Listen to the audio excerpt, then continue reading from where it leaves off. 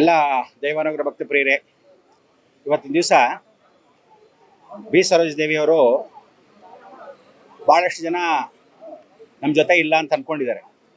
ಸಾಧಾರಣವಾಗಿ ತಮಿಳುನಾಡಿಗೆ ಭಾಳ ಮುಖ್ಯವಾಗಿರ್ತಕ್ಕಂಥ ದೊಡ್ಡಮ್ಮ ಅಂತ ಕರೀತಾ ಇದ್ರು, ಪೆರಿಯಮ್ಮ ಅಂತ ಕರೆಯೋರು. ಇವರು ಆದಮೇಲೆ ಜಯಲಲಿತಾನ ಚಿನ್ನಮ್ಮ ಅನ್ನೋರು. ಇವತ್ತು ಜಯಲಲಿತಾ ಚೀಫ್ ಮಿನಿಸ್ಟರ್ ಆಗೋಕ್ಕೆ ಮೊದಲು ಜಯಲಲಿತಾ ಸಾಧಾರಣವಾಗಿ ಬಿ ಸರೋಜದೇವಿನ ಅಕ್ಕ ಅಂತಲೇ ಕರೀತಾ ಇದ್ರು. ಇವ್ರ ಜೊತೆ ಸುಮಾರು ಒಂದು 13 ಚಿತ್ರಗಳನ್ನು ನಾವೆಲ್ಲ ಪಾತ್ರಗಳು ಮಾಡಿದ್ದೀವಿ. ಸರೋಜದೇವಿಯವರು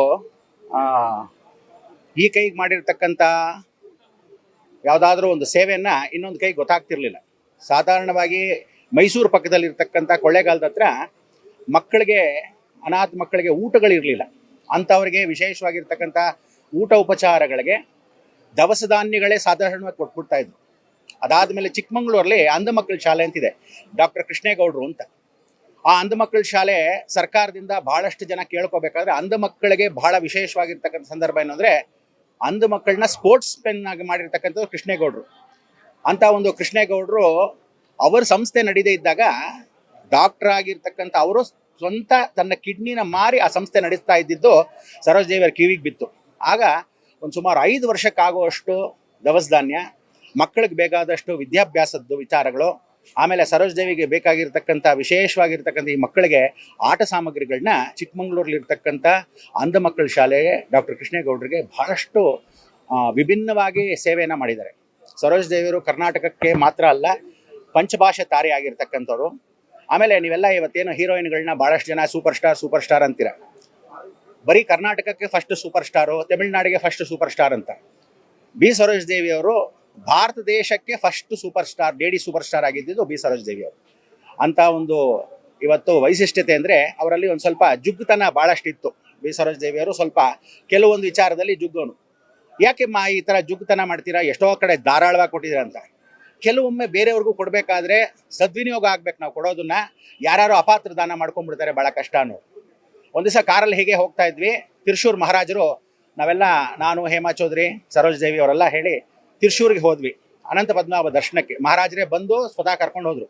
ಆ ಸಮಯದಲ್ಲಿ ಸರೋಜದೇವಿಯವರು ಈ ಥರ ಓಪನ್ ಕಾರಲ್ಲಿ ಎಲ್ಲರೂ ಬ್ಲ್ಯಾಕ್ ಗ್ಲಾಸ್ ಹಾಕೊಂಡು ಹೋಗ್ತಾರೆ.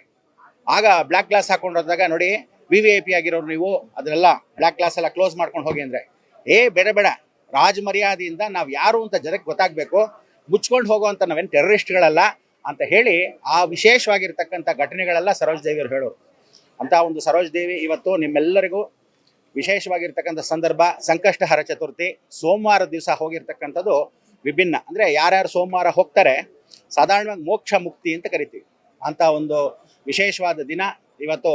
ಭಾಳಷ್ಟು 15-20 ದಿವಸದಿಂದ ತುಂಬ ನಳೀತಾ ಇದ್ರು, ಸ್ವಲ್ಪ ಕಾಲು ನೋವುಗಳು, ಆಮೇಲೆ ಸ್ವಲ್ಪ ಉಸಿರಾಟಕ್ಕೆ ತೊಂದರೆಗಳಾಗ್ತಾ ಇರ್ತಕ್ಕಂಥ ಸಂದರ್ಭ. ಇವತ್ತು ಅವ್ರ ಕಾಲವಾಗಿರೋದು ಮಹಾಗಣಪತಿ ಅನುಗ್ರಹ, ಒಳ್ಳೆ ರೀತಿಯಾಗಿ ಮುಕ್ತಿಯನ್ನು ಪಡೀತಕ್ಕಂಥ ಅವಕಾಶವಾಗಲಿ.